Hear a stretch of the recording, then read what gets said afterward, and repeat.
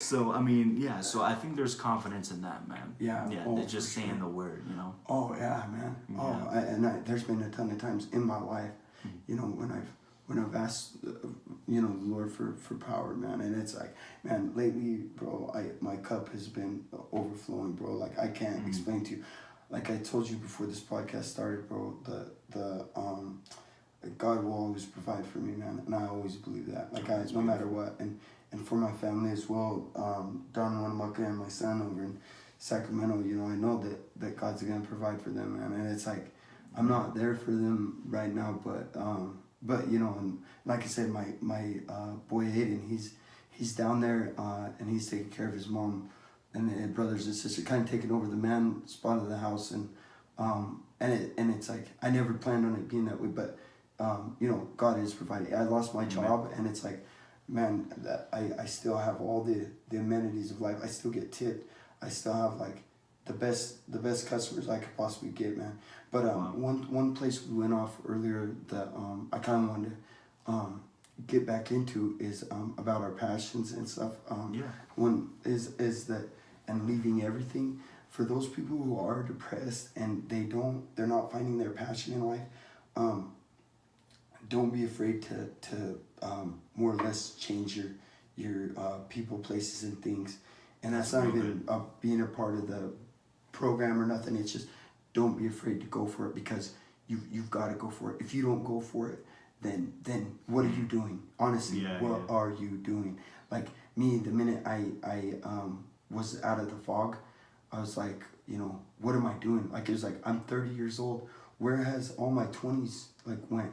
You know, it's like literally, man. I was in a alcohol and drug induced haze for the most part, and I mean, and that's not even right. It's just the truth. It is that's what I live for, man. It was the craziest thing. I wasn't there. I'm more available for my family here in Phoenix, not being an addict, than I was there being an addict, which is crazy. Wow. You know what I mean? So it's I had to change, bro. Yeah. And also that's another thing. Did you have any other subjects you want to bring up before I got into another one? No. Or are we just kind of free? We're just freestyling, because I really like what you said. Is that I think I'll reemphasize too, because if you guys feel like you're stuck in a box and you feel down and depressed because you feel like there's no passion in your life, Jake hit it on the head. Maybe you need to change the people that you're hanging out with, or the place that you're surrounding yourself in, and getting with the wrong things. You know, I think that's gold, because how often do we have like a ring of homies we need to get rid of? You know, like you know, I was watching a movie. What was it, man? You ever saw a Bronx Tale? Yes. Dude, that kid almost got himself killed so many times hanging out with his stupid friends. Yeah. Because they wanted to be badass, they wanted to be, you know, hard kids or whatever, but like they were just wannabes, you know. And so his dad always told him, even Sonny, the guy he looked up to, always told him, "Why are you hanging out with those guys?" You know, like they're nobodies, you know. So, but like it's easy to point and say, "Oh, that's dumb," but we're all guilty of the same thing, because we all have the friends from high school or some people that like, why do I hang out with them, or like and surrounding yourself with bad guys. And this kind of comes full circle to what I was talking about, like when I first got to Winnemucca. Is the weirdest thing is I had people coming at me, and I was like, and I didn't know why. I'm no innocent angel person. I just did not know why, and in some instances it was like, wow, I had no clue who this person was until you. But regardless of that, it's like I had to find protection, and I was more or less picked out of the crowd. I felt like something about my face, I don't know, growing up, some people, maybe it was my laugh, I don't know what it was, but some people found me really punchable or something, but but but I wasn't gonna be punched, I was gonna fight. But the whole thing is dude. Oh, but I had to find, and here's another thing though too.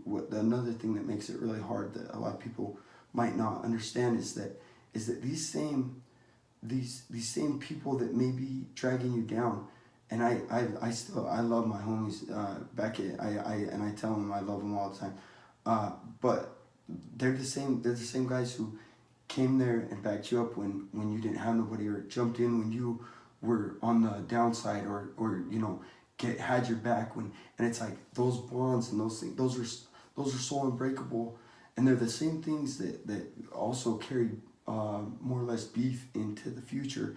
You know, your homie doesn't like this guy. You know, like, you might be cool with this guy when you're 20 and 30. You're supposed to be cool. We're adults, right. Like, but you still can't be cool with this guy because your homie from high school didn't like.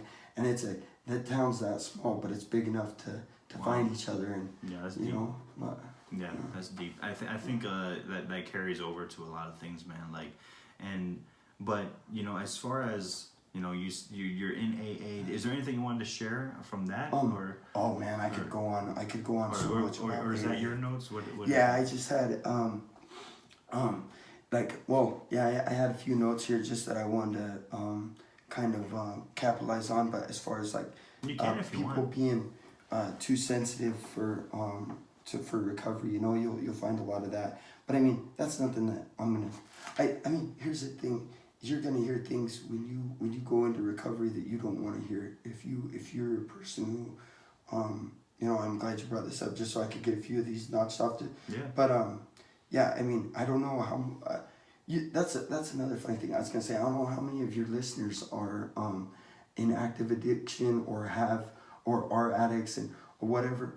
But for the most part, you wouldn't know anyway. Like even if you know what I mean, there are a lot out there listening that are probably like they have a problem, and they say, oh, you know, that's the biggest thing, and then you have the problem. Yeah, that is too, but doing something about the problem. I didn't want to go into rehab. My buddy told me one day, he said, hey dude, he goes, you have 0%. His name's Brandon and Shelly Heck. They are very like instrumental in having changed my life, because he would always call me and I'd tell him about the crazy things I was doing and getting into, and just literally, it was like Wild West for me. I wasn't the same. You know what I mean? I'm not trying to say, I'm not trying to brag about it, act up about it. I wasn't the same person, and it was chaos. I was living my life in a lot of chaos, and Brandon. Oh yeah, and he told me, he said, hey, I got a room down here. I got a room. He kept telling me, I got a room for you, and come down here. I got a job. You could go to barber school, this and that. And then one day I said, you know, I'm tired of all this fighting. I'm causing a lot of it, but I was just like, I'm tired of constantly. This is like, it was getting out of hand. It was getting the whole thing, man, and to the point too, where I started to lose myself, man. I don't like saying this because I don't like because words are powerful. Words do have power, like you're saying, or they have power. But I was really at the verge with two different people, for two different whole complete separate reasons of wanting to severely just really hurt them. So and also there were people who probably thought the same way, and I've seen some of my friends. I was supposed to be with two of my buddies the night they got shot, and it's like, you know, we got pulled out that same night. You know, I knocked the guy out and got choked unconscious. It's like the things were just, and this is all in one night. It's like, you know, that's chaotic. The whole lifestyle. So you've got to like, but on one day I just said, I told Brenda, I said, hey, look, I said, I'm going to Phoenix. I said, what am I doing here? I'm not doing nothing. I don't want to work at the mines. I don't want to live a cookie cutter style. I want to go do something, and here in Winnemucca I can't do it. And so I told my mom, I kept telling her, hey, get me a flight to Phoenix. She said for my birthday, oh, I'll get you a flight to Phoenix. And I never took her up on it. And I finally just told her one day, I said, hey, give me that flight. I said, I'm not really going to tell nobody or nothing. I said, I just told a few close friends. I said, yeah, I think I'm going to Phoenix. And when I told them, it was already about 3 days away. Wow. And then I came back to visit, and one time for Thanksgiving, And here's one thing, I don't want to put too much emphasis on it, but it did change the way I looked at things, and there was a real powerful experience that came of this. I didn't know if I wanted to be down here at the moment because I wasn't getting anywhere in barber school. I was still drinking. I was still using here. I was still just being a punk here. And what had happened was I went down to Winnemucca, and I took 4 hits of acid, and I, like I say, I know this is a Christian podcast and whatnot. I'm just telling you, you know, my experience, bro. Yeah, of course. And this is real. Yeah, and I was like they say, 3 sheets to the wind, and I was like, I kept on hearing get back to Arizona. I would close my eyes and I would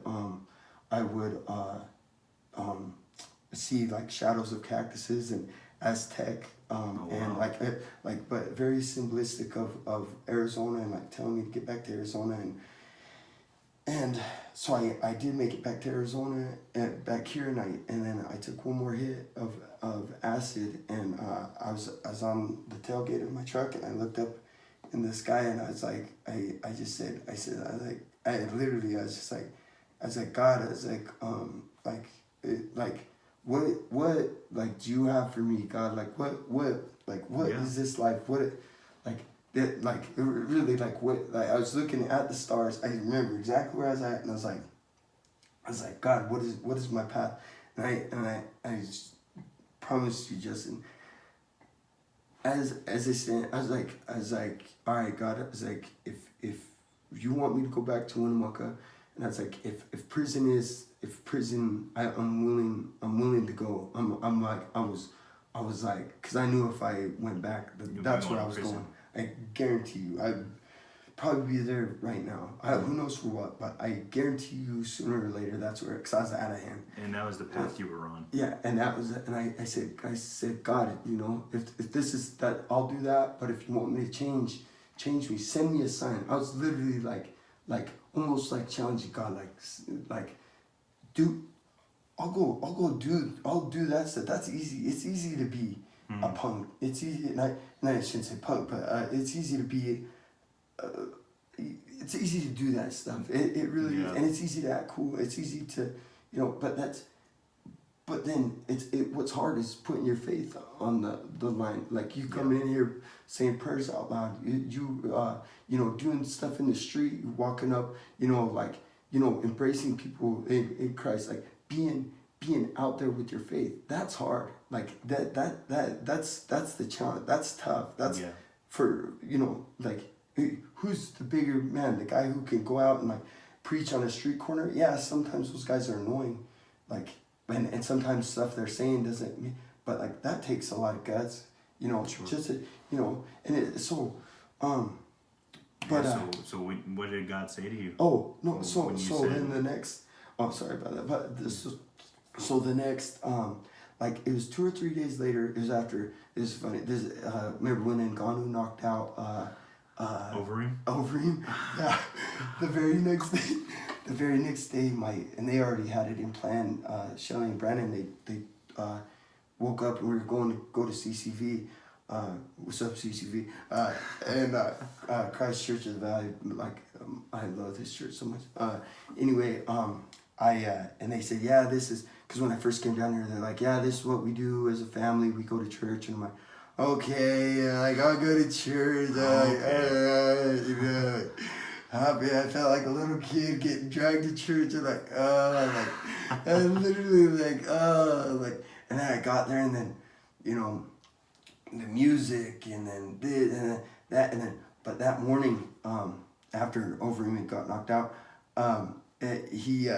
my buddy told me, hey, look, he's like, there's 1 or 2 things that can happen. Either you go to rehab, or we can get you a plane ticket back to Winnemucca tonight. And I was like, and I hope I'm not running you too far out of time, but no, it's just the weird no notification. Oh, okay. Yeah. And I was like sitting there thinking about it, but I was in a real bad argument with my girlfriend too, and I was like, and I would have went back. Literally, I would have went back, hit the ground running, like in everything. Sure. From the street aspect of it to the, like, I would hit the ground running, like, and I was like, so I was sitting there, I was like, you know what I could do? I could go to rehab for a little bit, and then kind of plan while I'm behind, like, get my mind together just long enough to get out. And I was thinking, I was like, this is how bad of an addict I am when I'm using it. So I was like, I wonder how I could make it out on the street so I could still drink. Like, that was one of my, like, right. I mean... you find a way to do it, yeah. Yeah, I mean, and I'm like, so I said, I'll go. And then I didn't want to go. Then I was all day. It was like a back and forth thing, but I went to the church, and here all day I'm thinking, man, I'm never going to drink again. Like, and it was depressing because this was my number one, bro. When you're a hardcore alcoholic and all of a sudden you can't drink, it's like you're losing a girlfriend, you lost a dog. It's like, it's something serious. Like, I was like so bummed out, and I was at church and I wasn't even focused on what was going on, you know? And, but then, 3 months later, it was March 27th. I went in, December 3rd and got out March 27th. And I ended up just loving it so much and falling in love with the program, and became like house leader, started doing I really excelled in the program. And then like about a month in to 2 months in, I thought, man, I could do this. Like, nice. I was like, wow, it's like, you know, my life could come back, but I had to piece myself back together. Like, and that was, and then here's another crazy thing that I don't mean to take up all the time. No, you're sharing your heart. I love it. You have a good story, man. People need to hear your story, man. Oh, thank you, man. No, I really appreciate it. But you know what the funny thing is I used to love to get, and I still got to finish up on my ninth step, which is calling and apologizing to so many people. I wish I could do it on the podcast, but it would take all day. Hey, maybe. I don't know. I'm gonna say we got 3 hours. Yeah. Do I have to say what I did or what I'm apologizing for? Because this could be really. They'll be just thinking it's like a cold call sale. Yeah. It's like, who's this? You don't remember me? No. Okay, I'm sorry. Click. Does that count? Hey, I could just say sorry to everybody and then tell them, hey, go listen to the podcast, all right? Just tag everybody in the podcast. Hey, I gave you a shout out, bro. Sorry for that. Sorry for knocking you out. Did you find a note? Jesus loves you. Yeah.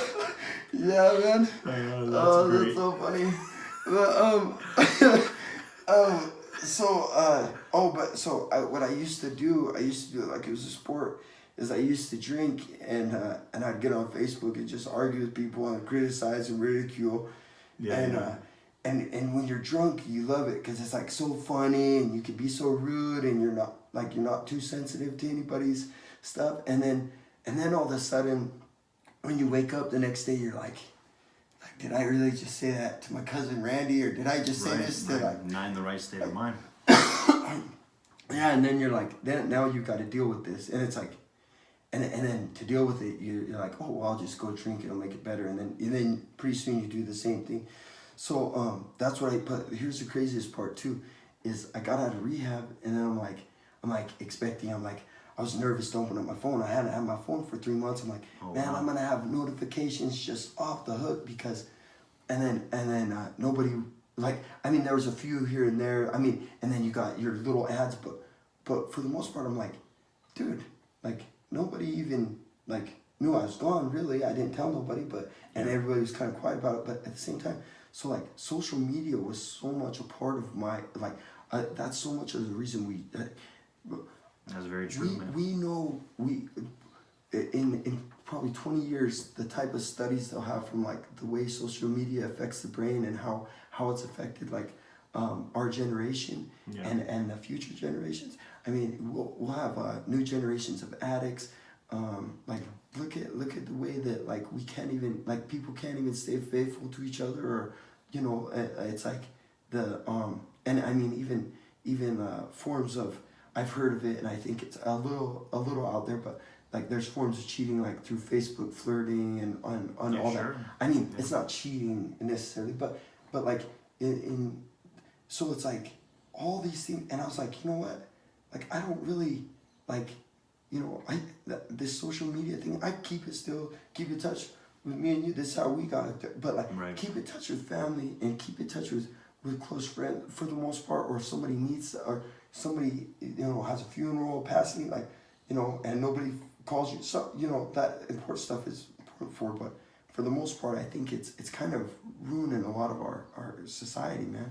Yeah, but everybody's living for the like or living for the false affirmation, they call it. Like it's like all these people, like imagine, like I have 1,000 friends on Facebook, right?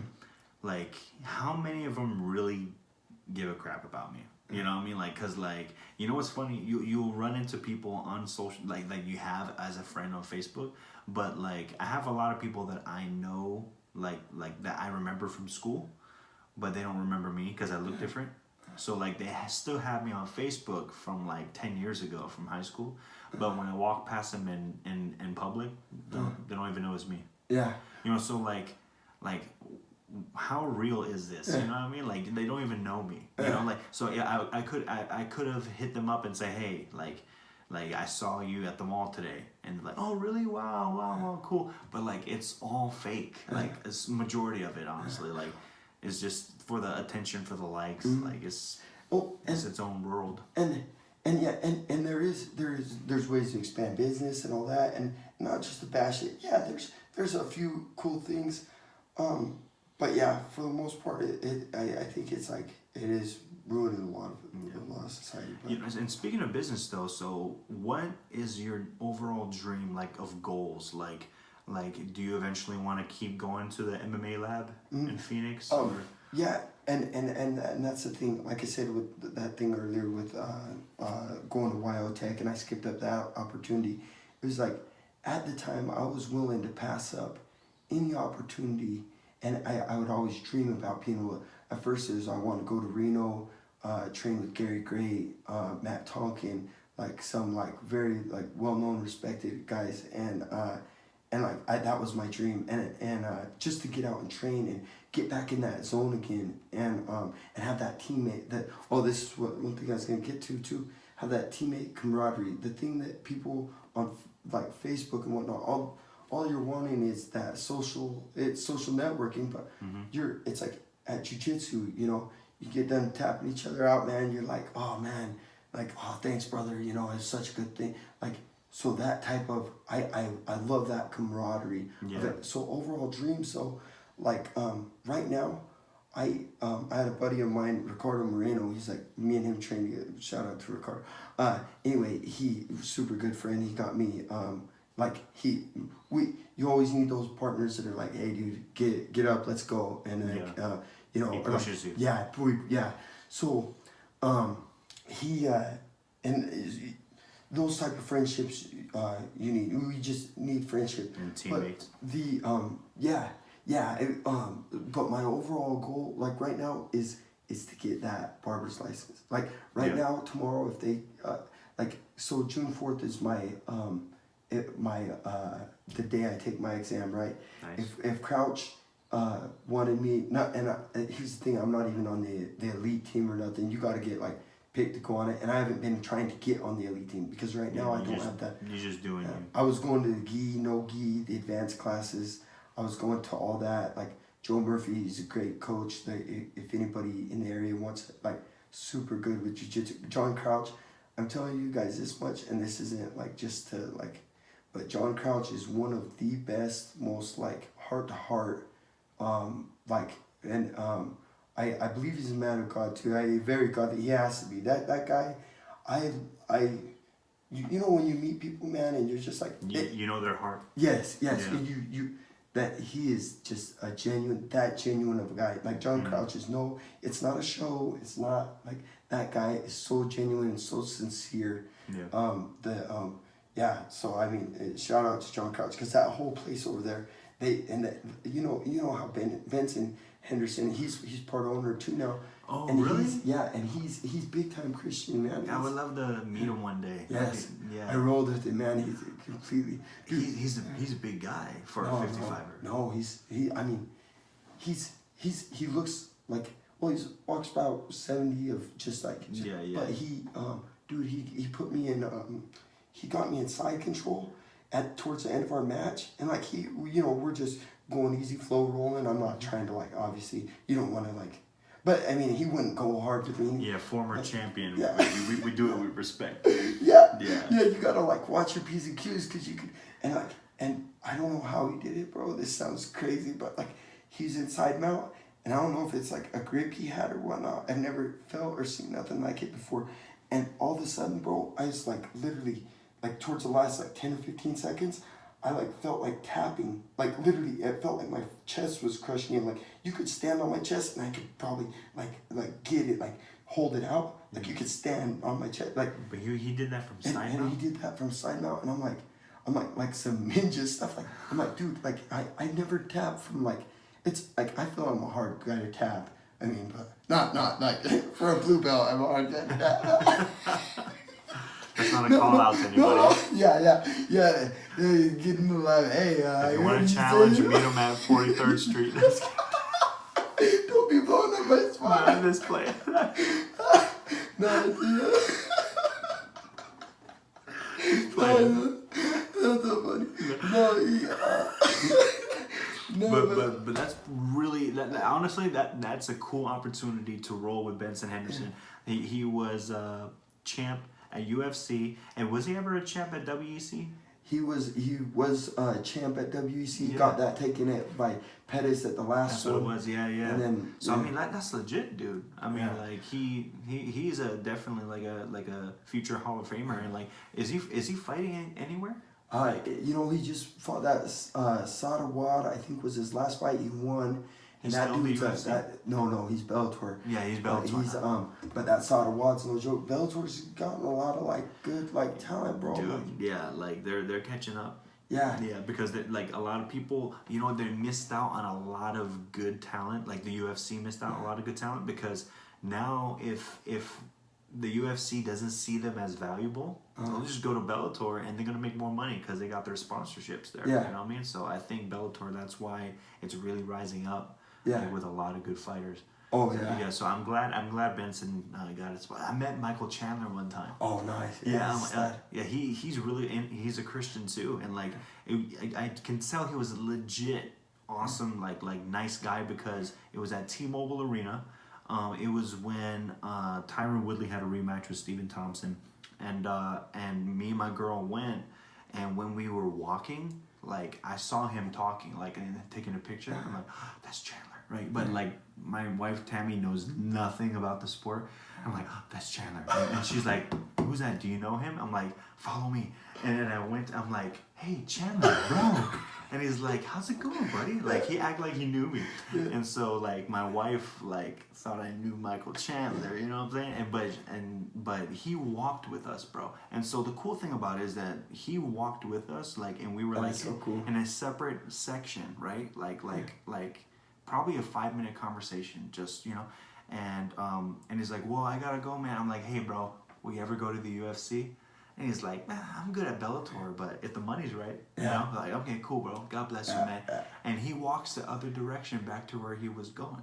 So he didn't have to walk with me. Like I was seating that is so cool. in the opposite direction. Like so he went all the way back to where he was, and I'm like, wow. And my wife was like, who was that? I'm like, who that? He was Bellator champ at the time. So that was like the guy, So I really root for him. Shout out to Michael Chandler. He's a really good dude. But who's another guy like that? Is Alex Caceres, dude. You wouldn't guess it, but Alex Caceres, another. But like that doesn't surprise me because he really seems like a chill dude. Yeah, he is, and he's deep, very deep guy, very like. He's woke. Yeah, me and him. Yeah, really. We and him talk like for probably 3 hours at Santisi Brothers. And he just sat with me, dude, for like literally 3. I was like, I had to almost pinch myself. Then Rob Emerson walked in, and they're like, and this before I started training at the lab, and then yeah, it was like I talked to Emerson was just there for a little bit. Caceres is the same way, dude. He's real down to earth. A lot of these fighters, King Mo, seen him at Denny's and like put my arm around him and it's like I was taller than him, but he's like sinew like a gorilla. Yeah, and he's like, how did you recognize me? Was it my chin? I'm like, I don't know what he means. Like, what do you mean your chin? I don't know. I just recognize you, King Mo, dude. Yeah, for us, I think because we're able to recognize. Yeah. You know, like I'm not gonna say your chin. Yeah. I'm not gonna say that. Yeah, it was that big black chin of yours. Yeah. I was eyeing out your chin, boy. Yeah. No way, I would never say that. No, but on all that subject here, kind of a crazy is Jack Montgomery got down Jeff Monson one time, and I don't know if anybody knows. Go look up Jeff Monson. He's a Russian citizen now, but he a big tattooed up dude, and I just learned the Marcella team. And I was hitting it pretty good and like using, grabbing my wrists and sinking in and really hitting on this guillotine choke. And Montgomery had him down and he didn't use the butt in the air, arm over the shoulder, guillotine defense or nothing. Monson didn't. And we're grappling and he just kind of sat with his back flat, like basically all the anti-positions. All the things you wouldn't do to defend a guillotine choke. He wasn't defending at all. And bro, I literally had my arm choking with everything I had around his big neck, and he was letting me choke. And bro, a guillotine you should be able to finish. Jeff Monson, I don't some of these guys are made out of something different, dude. Like you should be able to give me your neck and me choke it if you, but and it literally it crushed my soul, dude. I was like you couldn't get the finish. I was literally like, I didn't grapple him. I watched everybody else like grappling for the rest of the night because I was so down on myself because it's like, how do you not finish? Like he made me feel like a very weak, like very humbling man. God is able to use a lot of things to humble you. It's like, calm yourself, boy. Yeah. You try to choke people out. Oh yeah. He just straight up necked it out. Didn't even neck it out. It wasn't like he was like. He wasn't like he was just like sitting there. He's like, what you got, boy? Yeah. It's like when your arms wear out,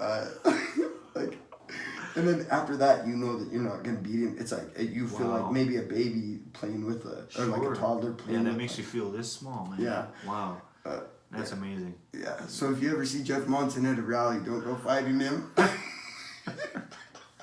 He's just gonna take all your shots. Yeah, well, because you see him at all these rallies and he's like fighting with like random people. You're like, dude, do you realize that guy could rip your throat out? Yeah. Thank God he's not a mean person. Yeah. Man, it's so good to talk to you, man, and it's so awesome. Is there any last minute shout outs or anybody that you want to thank? Oh, so many. Really want to thank my mom for all her support she's always given me and always being one of my spiritual leaders. Yeah. The mother of my kids, Brenda, she's a wonderful mother. I want to thank the instructor of my school, Dia. He's the owner of Phoenix Barber School. Great guy. He's another man of God. He's Muslim, but me and him see we meet in the same. Sure. You know what I'm saying? He's a man of God, and he whether he said Allah or God or either, but he says God when he talks. So out of respect, but he's a man of God. I believe that. It's like we're all born in this. We're all born in this world, and it's like a lot of us are born into something that we don't like. Who knows what you're? That's his culture. Yeah, that's his culture, and it's like. And there's no qualms about, but I think he's a very good man, and bit of a scatterbrain, but I love the dude. And then let's see here, my everybody at Phoenix Barber School, everybody in the program, Tyler Shanky, who's helped me out tremendously with he's my sponsor, Desert Cove Recovery. That's where I went to rehab. Very good recovery center. CCV, Christ Church of the Valley. Nice. Brandon and Shelly Heck, Cord Cantrell, my roommate. he's been putting up with me not being able to pay him rent right now. Cause like, bro, don't worry, bro. I'm gonna be a millionaire, bro. Don't worry. No, it's yeah, man. Once they'll have to pull me out of that barbershop once I get my license. But yeah, that's and awesome, shout out to you, brother. I mean, for thank you, bro. You know what, like you know, the takeaway from all this, you know, I might separate this into like 2 episodes because there's a lot of good nuggets in what we were saying, and what I can take away from this if I am dealing, like, you know, because like I've dealt with like addictions too. I've dealt with like sex addiction. We all grew up watching porn, so I know what it means to like be addicted and have like your mindset on one thing, and like I think what you shared was something like that's so applicable, and it's something that can be that can be used, because when you said like, hey, it's about the passion, it's about getting out of that circumstance and not it's about changing the people if we have to, it's about finding joy in life, and it's about setting goals. Like I think we made some good points tonight, you know. And so if anybody out there, like I think you can give them a shout out, like to anyone out there that's dealing with addiction, that's in the middle of recovery, you know, we pray for you, we bless you, and give my boy Jake Ramos a follow, and thank you for sharing your story, man, and God bless you guys. Whatever you're facing, God is able to help you. God is in control, and He loves you. And keep fighting the good fight of faith, y'all. Thanks, guys. God bless you guys. God bless you, brother. Thank you, man. Awesome. Dude, we did it.